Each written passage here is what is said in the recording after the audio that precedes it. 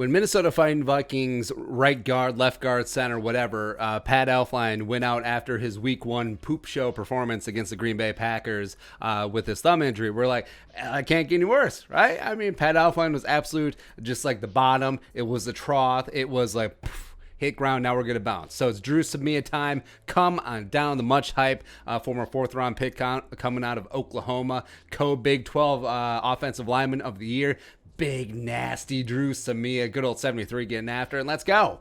But then, in the back of my mind, Samia's really bad tape that he put up week 17 last year in essentially the exhibition against the Bears. That stuck in the back of my mind, where you saw issues with balance, leverage, leaning issues, and anchor issues as well, despite being 305 pounds, despite playing at an extremely high level at Oklahoma. So then you're like, okay. And then you start playing, and then you're like, oh boy.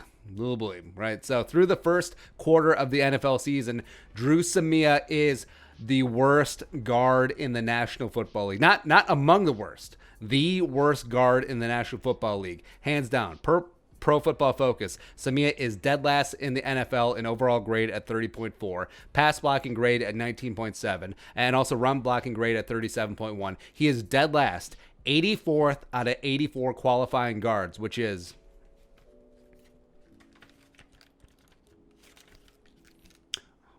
That's bad. That's bad. That's not good. It's no bueno, right? He's also tied for 3rd in the league with pressures allowed with 13. And also he's tied for the league lead for guards in terms of sacks allowed with 3, which is, oh, by the way, he's only played 3 out of the 4 games. This is not good. And also, this is on the heels of him having his best game. He put up a 65.2 pass blocking grade, as well as only allowed 2 pressures and 1 sack to the Texans. That one where Whitney Merciless just did horrible things to him. So it just speaks to how bad his first 2 weeks were. Week 2 against the Colts and DeForest Buckner. Week 3 against Jeffrey Simmons and the Titans. I mean, well, against the Titans, Jeffrey Simmons, his pass blocking grade was 1.4. Again, average for PFF is 60. So average 60. Dru Samia, 1.4. What? Are you kidding me, right? So 3 games, yes, you have to let the kid take his lumps and get it in, because essentially he's a rookie because they redshirted him last year. But also 3 games, it's kind of a decent sample size. And also, it's not that he's putting up a good fight and giving as good as he gets, but it's just that he is being manhandled. DeForest Buckner having his way, Jeffrey Simmons doing bad things, as well as Whitney Merciless, J.J. Watt getting in there. It's not good. It's not good. And frankly, he's a liability in the run and the pass. So there isn't even one side they're like, all right, well, he does this well. He doesn't do this well. It's fine. And we even pointed out on the film breakdown that he missed his assignment on the second Dalvin Cook touchdown against Houston. And the Vikings probably lose yardage on that play if Dalvin Cook wasn't a friggin' beast and breaking 17 tackles en route to the end zone, right? So frankly, too, I think you should pull Samia before his confidence gets permanently ruined. Now, Samia's a proud dude. He can internalize this. He can take the butt whipping as well as the benching, and then he can get back after it whenever he gets another opportunity again, and also let it fuel him. It's like Rocky 3. After Rocky got his ass beat by Clubber Lang, and then he comes back, hearts on fire. They go out to L.A., run in the surf, him and Apollo. It's great. That could be Dru Samia. He could have a Rocky 3-esque comeback, and then, I don't know, go to Russia and defeat communism.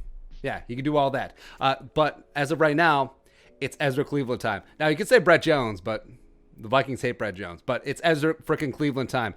Don't plop him down at right guard. I think that would be a mess. Move him into left guard, which you apparently been trying to mold him into this entire time. Flip left guard Dakota Dozier, who actually has been better.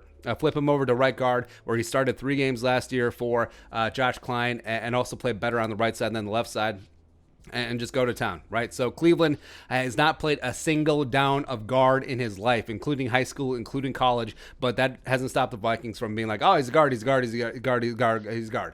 Even though he's still the left tackle of the future for the Vikings. And so it's already bad enough reducing him down inside to guard, where you do have concerns like, is he stout enough at the point of attack? Does he play with enough leverage? Does he have a low enough center of gravity? Guy's tall. He is tall. But also, don't make him flip sides. Don't make him flip which foot he steps with, and the ambidextrousness. It's not there. Right, don't make him flip sides for a guy who has never been on the right side of the line before. Don't do that, right? And also, the Vikings offense may need to carry their ass for a couple of games as that defense tries to get untweaked, right? So having that one weak link on the offensive line just kill big drive after big drive and just give up a horrible play at the most inopportune time, it's not great. Not great. Like Jeffrey Simmons versus Dru Samia was why the Vikings offense stalled at the end of the Titans game. Straight up. That clown shoe's disaster. That was all Dru Samia versus Jeffrey Simmons, right? So is Ezra Cleveland the answer? Who knows? But there's a reason why you scouted him. There's a reason why you made him a second-round pick. So play him. I mean, Spielman and Kubiak says that's going to be his turn very soon. And also, I know Zimmer doesn't like playing rookies. And also, no preseason, no OTAs, all of that stuff. So maybe you're taking it a little bit slow. Huh? Are you regretting taking it slow with Justin Jefferson the first 2 weeks? Yeah, maybe he could have been the spark on that offense. Huh? What about Ezra Cleveland?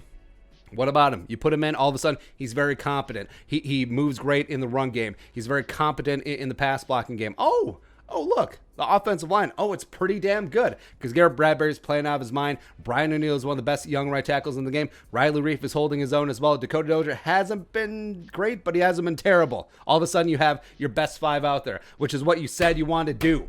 So either you're lying or it's something else. Right, so again. Oh, also, Brian O'Neill wasn't ready. He's pretty damn ready as a rookie, but again, whatever. But like we said, is that the answer? I don't know. But also, it doesn't look Samia is going to be finding any answers anytime soon.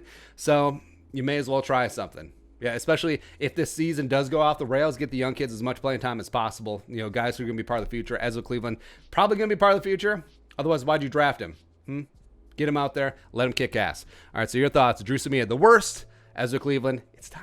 Let us know in the comment section below. Subscribe for daily Vikings takes. Want to support that work? Post on the Venmo. But until next time, Skull, production value.